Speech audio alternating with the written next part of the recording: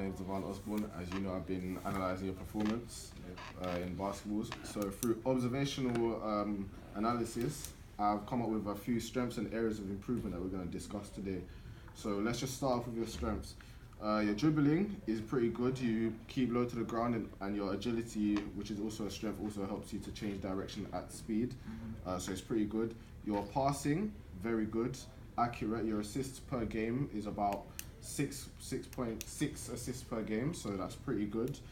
Aerobic endurance and cardiovascular endurance, you're able to withstand the duration of the game, which is very good because you don't get tired and your fatigue levels don't increase.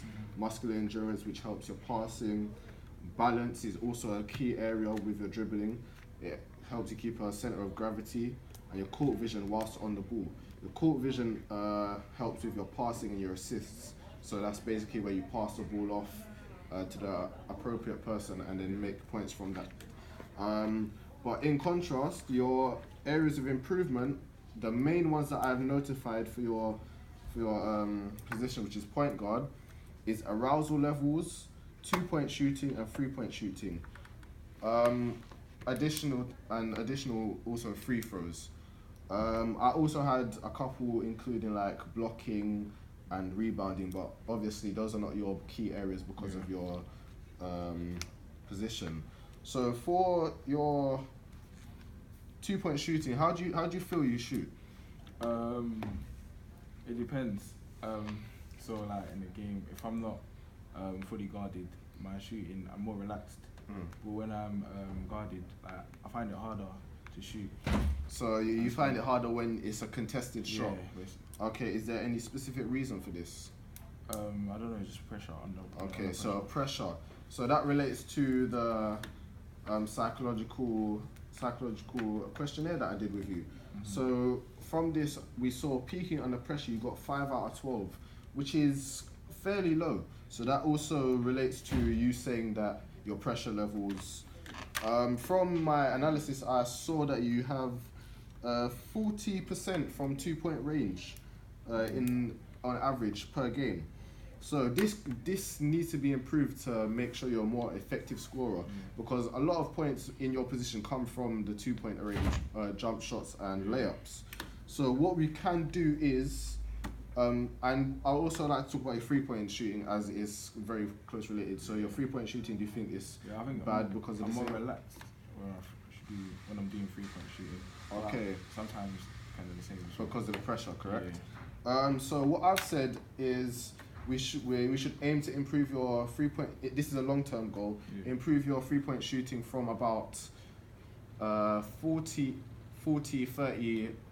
to about 50%. And your 2-point shooting, we need to improve that to about 60 to 70% in a long term for the next season. So this will be practicing throughout the off season. We can do this by, in practice situations, we should be able to allow you to shoot around the key and inside the key in non-contested shots. So about 10 non-contested shots. And then also after that include contested shots. So this will get you used to the situation of having a defender there and trying to block your shots. Your short term, I've aimed for you to improve your 2-point shooting to 50%. So do you think that's achievable from about 40% to 50% for the next game? So that'll be about 5 out of 10. And as I said, we could just go over the biomechanics, so just continuously shooting the ball in non-contested and contested situations. Medium-term goal, I'd like to improve your 2-point shooting to 60% and your 3-point shooting to 40%. The medium-term goal will be about 4 to 6 weeks, and we can do this by a range of different drills, one-on-one activities. Additionally, your positional play is also a weakness, but it contrasts your ability while you're on the ball. Because while you're on the ball, your court vision is very good, but whilst you're not on the ball, you stay in one place and call for the ball in that specific place and don't really move around. So do you think there's a reason for you not being able to move around? Probably because due to my injury, I don't move around as much. Okay, so you previously had an injury. Okay. What I've noticed is in situations of high arousal, your concentration levels decrease, and you make a lot more mistakes. This might be a reason for positioning being a weakness. So when you're in a high arousal situation, you tend to want the ball, but once you get the ball, you don't really know what to do with it, so you tend to make mistakes. And if you don't know what to do with it, you tend to just shoot it up. That also might be a reason why your shooting percentage is quite low.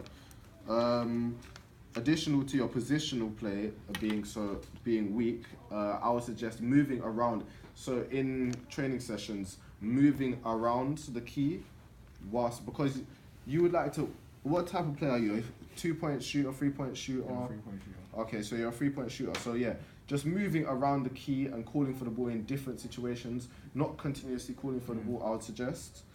Going back to your 2-point shooting and 3-point shooting, I'd like you to use imagery as a way to improve your arousal levels. So decreasing arousal levels will help you concentrate on the ball and the flight of the ball more, instead of just throwing the ball up. So imagery will help you think of the shot that you want to perform and how to perform it, and it generally does work, so you would actually perform it to the way you imagined it. Finally, something that I've touched on throughout the whole thing is arousal levels. Your control of arousal seems to be poor.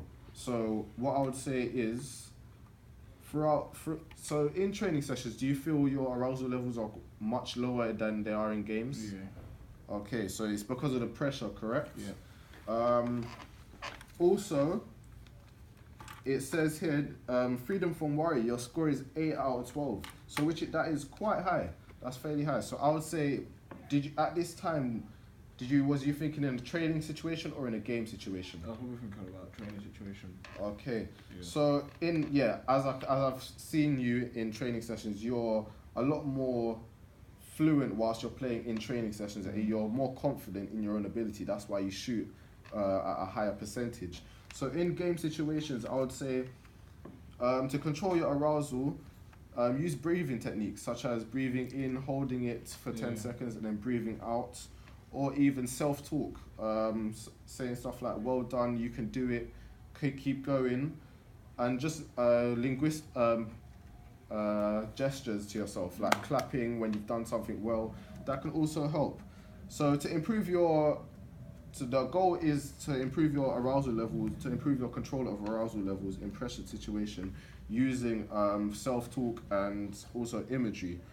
The imagery part can be done before a game, so you think of yourself playing very well. You can even do it the night before, so you just continuously image yourself doing something very well, winning, and this will help you to just calm your nerves while you're in the game situation. Self-talk, if you're feeling yourself being under-aroused, you can motivate yourself through words. Or if you're feeling over-aroused, motivate yourself through words as well, like calm down, keep going, just to amp yourself up or even calm yourself down. So yeah, arousal level control, that is something that you could control by using imagery and self-talk. Self-talk is a short-term goal, so you can use it in the next. I would advise using it in the next game that you have, and then I'll come and ask you again if it's improved your arousal levels. Whereas imagery, I'll suggest you doing it like the night before every game, and that would be a medium-term goal. So I would say use it every night before a game and whilst in a game. So before you're taking a free throw, imagine yourself scoring that free throw and the flight that you want on the ball.